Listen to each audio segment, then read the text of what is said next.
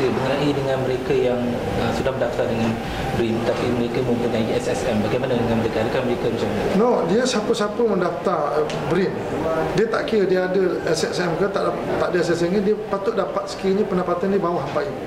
Contoh, kalau katakan orang tu bekerja, dia ada payslip.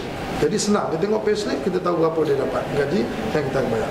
Cuma mereka yang tak ada payslip tetapi dia ni terlibat dalam perniagaan. Contoh, dia meniaga, dia register dalam SSM, dia meniaga. Bila dia meniaga, kita tak tahu berapa banyak dia punya income. Mungkin orang meniaga macam sekarang ni, orang meniaga kuih tiaw, meniaga mi goreng, ataupun meniaga nasi lemak, kemungkinan income dia lebih daripada RM4,000 sebulan. Jadi bila lebih RM4,000 sebulan, maknanya dia consider tak layak.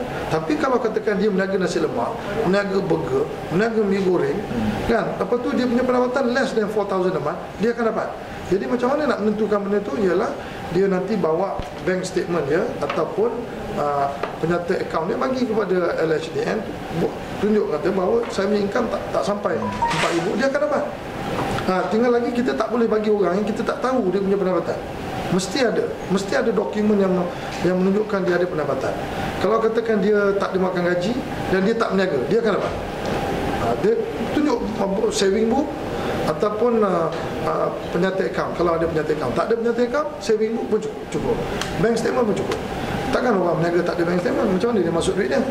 Jadi pada itu kita nampak apa yang berlaku.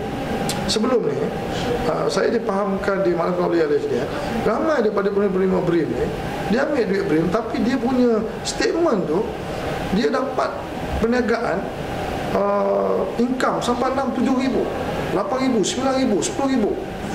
Jadi yang itu dia tak layak lah, pasal kita nak targeted kepada orang betul-betul yang dapat RM4,000 ke bawah.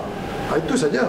Jadi saya dipanggil LHDN dah bagi dah flyer ni kepada semua penerima BRIM pada bulan 12 lepas, iaitu dalam flyer itu menyebut kena supply payslip, kena supply dia punya penyata kewangan, ataupun kalau tak ada penyata kewangan, bank statement yang akhir.